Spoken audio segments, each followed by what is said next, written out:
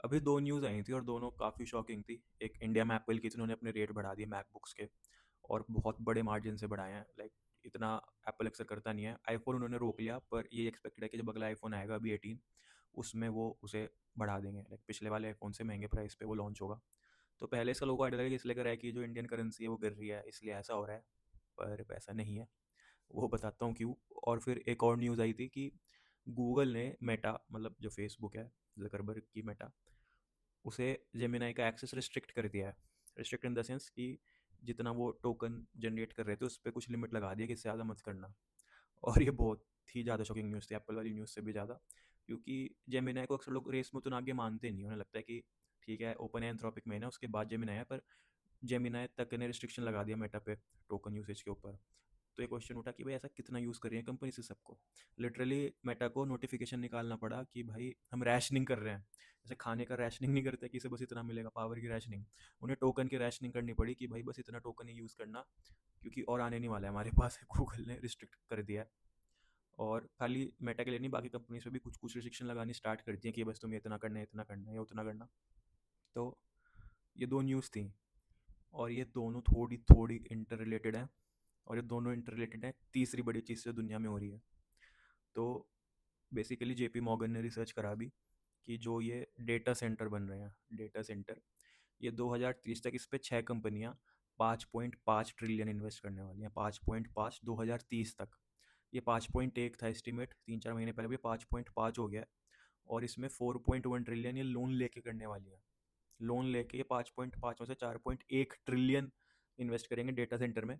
ये इंडिया की current GDP के इक्वल है, ऑलमोस्ट ऑलमोस्ट उसके इक्वल है। तो जो कोरिलेशन यहाँ निकलता है, बेसिकली ये निकलता है कि जो एआई का अडॉप्शन है और जो एआई की यूसेज है, वो इन 6 कंपनियों को दिख रही है। और ये उसे जल्दी से जल्दी अपने पास रखना चाह रही है, उस डिमांड को पूरा करना चाह रही है, इसे पूरा नहीं कर पा रही है। तो जो कुछ न्यूज़ आनी स्टार्ट हो गई थी कि डेटा सेंटर उतने अच्छे नहीं चल रहे, एआई का भी यूज़ आ रहा है नहीं आ रहा, थोड़ा स्टैगनेट हो गया भाई। इस लेवल पे ये इंक्रीज कर रहा है जिसकी कोई हद नहीं है। तुम 5.5 ट्रिलियन कैश एक्सपेंडिचर सोचो कितना होगा खाली 5 साल में। 2026 में $650 बिलियन करा है इन्होंने, 650 बिलियन। और रुकने का कहीं नामो निशान नहीं है इसके ऊपर।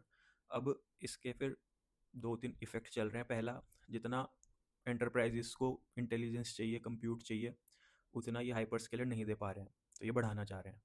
ये तो एक तरीके से मेटा की न्यूज़ का जस्टिफिकेशन होगा कि क्यों गूगल को उस पर रिस्ट्रिक्शन लगाना पड़ा। फिर अगला क्वेश्चन है कि एप्पल ने रेट क्यों बढ़ाए, एप्पल को क्यों बढ़ाने पड़ गए। तो उसके पीछे रीज़न है 3 कंपनियाँ। ये 3 कंपनियाँ हैं, माइक्रॉन, सैमसंग और हाइनिक्स। 2 कोरिया की हैं, एक अमेरिका की है। खास बात है जो अमेरिका की माइक्रॉन है, एक इंडियन बंदे एक ने बनाई है, तो क्रेजी। तो ये तीनों कंपनियां बनाती हैं एच। तो ये हाई बैंडविथ मेमोरी होती है, ये AI के GPUs में यूज़ होती है, जो NVIDIA बनाता है B200। और माइक्रॉन की खास बात यह है वो 3D स्टैक्ड है, मतलब जो उसके मेमोरी के चिप्स हैं वो एक के ऊपर एक स्टैक है, तो मतलब काफ़ी क्रेजी टेक है। तो ये तीनों ही वो बेसिकली ड्रैम बनाती हैं AI GPU के लिए। बहुत ही ज़्यादा सिंपल भाषा में अगर मैं बताऊँ, ठीक है, टेक्निकली इतना सही नहीं है, पर ये करती हैं मोटा मोटा। तो इनमें से 2 कंपनियां हैं, साउथ कोरिया वाली सैमसंग और हाइनिक्स। वो $2 ट्रिलियन रुपए इन्वेस्ट करने वाली है भाई कोरिया में, $2 ट्रिलियन अपनी चिप बिल्डिंग कैपेबिलिटीज़ के लिए। $2 ट्रिलियन। अभी तुमने हाल ही में देखा भी होगा कि साउथ कोरिया ने इंडिया का स्टॉक मार्केट ओवरटेक कर लिया। तो बेसिकली इसलिए कर रहा था कि इन दोनों कंपनीज के स्टॉक कितने ज़्यादा बढ़ गए थे, क्योंकि ये एनवीडिया को बेसिकली मेमोरी सप्लाई करता है और यूएस की माइक्रोन है जो सेम काम करती है। तो मेमोरी के प्राइस बढ़े पड़े हैं। 2026 के एंड तक की सारी मेमोरी जो इन हाई बैंडविड्थ फॉर्म में है, वो पहले से बुकड है। तो मतलब लिटरली लोगों को कमी पड़ रही है कि हमारे पास मेमोरी नहीं है, हमारे पास चिप्स नहीं है। इसके अलावा एक चीज़ और आ रही है कि जितने भी डेटा सेंटर बन रहे हैं 90% यूएस में है। और वहाँ पे उन्होंने दुनिया भर की कंस्ट्रक्शन कंपनी आ रखी है, लाइक गबॉन वगैरह, स्पेन कुछ कंस्ट्रक्शन कंपनीज हैं। उनके पास लेबर नहीं है डेटा सेंटर को जल्दी बनाने का। मेटा कुछ लोगों को लिटरली पैसे दे के ट्रेन कर रहा है, उन्हें ट्रेनिंग के टाइम भी पैसे दे रहा है जिससे वो डेटा सेंटर जल्दी बना पाए। तो ये स्पीड ही चल रही है समय डेटा सेंटर इन्वेस्टमेंट की। और इसके अब third fourth fifth order effect दिखने लगे हैं। जो कंज्यूमर मेमोरी डिवाइसेज हैं, जैसे एप्पल की भी मैंने बात करी, इनकी कॉस्ट बढ़ रही है क्योंकि मेमोरी महंगी हो गई है और कंप्यूट महंगा हो गया है। एंटरप्राइजेस जितना यूज़ करना चाह रही हैं उतना वो कर नहीं पा रही है, क्योंकि उतने डेटा सेंटर नहीं है, उतना इंटेलिजेंस जनरेट नहीं हो पा रही है। तो तुम ज़रा इमेजिन करो किस लेवल पे चीज़ें चल रही हैं। और ये सारा का सारा मैक्सिमम 6 कंपनियां कर रही हैं, Meta, Microsoft, Google, Amazon, Apple. कौन सी रह गई? मेटा, माइक्रोसॉफ्ट, अमेजोन, ओरेकल, ये 6 कंपनियां बेसिकली 90% इस रैली को कैरी किए हुए हैं। और मैक्सिमम ये फिर ओपन और एंथ्रोपी जा रहा है। खास बात ये है इसमें स्पेस एक्स नहीं है, हाँ $2 ट्रिलियन की कंपनी नहीं है इसमें, तो वो कहीं ना कहीं स्पेस एक्स इसमें पीछे रह गया। हो सकता है उस 8-7 सबसे बड़ा प्लेयर हो, पर अभी ये 6 कंपनियाँ ने लीड कर रही हैं, और ये लोन लेके लीड कर रही है जैसे मैंने पहले बताया। तो ये हर कंपनी साल का मोटा मोटा $100-80 बिलियन प्रॉफिट लेती है, तब भी लोन लेने को तैयार है कि हमें डेटा सेंटर बनाने हैं, जल्दी बनाने हैं। तो जो ये रैली है यूएस की और साउथ कोरिया की, ताइवान की, ये कभी जल्दी नहीं रुकने वाली है, 2030 तक तो बिल्कुल भी नहीं। क्योंकि हाँ ये लोन ले रही हैं, पर इनके जो बाकी प्रोडक्ट के प्रॉफिट हैं वो कम नहीं हो रहे हैं, और ये उसे भी इसमें इन्वेस्ट करे जा रहे हैं क्योंकि इन्हें वहाँ पे कुछ ना कुछ मोट दिख रहा है जिसे ग्रैब करना चाहती हैं। तो बहुत सारे आर्टिकल आएंगे कि भाई डेटा सेंटर ही हो रहा है, एआई नहीं आ रही, वो नहीं आ रही, बट शायद वो फ्यूचर है। क्योंकि अगर एक एंटरप्राइज पे रिस्ट्रिक्शन लग रही है इस लेवल पे, और एप्पल जैसी कंपनी को रेट बढ़ाने पड़ रहे हैं क्योंकि उसे मेमोरी उस लेवल पे नहीं मिल पा रही है, तो तुम लगा सकते हो। और ये 6 की 6 कंपनियां मतलब पागल नहीं है कि इन्हें नहीं दिख रहा कितना कंप्यूट चाहिए। भाई ये इतने बड़े डेटा सेंटर और इतने ज़्यादा क्वांटिटी में बना रही हैं कि ये पूरी दुनिया की जितनी भी इलेक्ट्रिसिटी है उसका 1% 2030 तक यूज़ करना स्टार्ट कर देंगी। 295 टेरावाट आवर इनकी एक्सपेक्टेड पावर रिक्वायरमेंट है।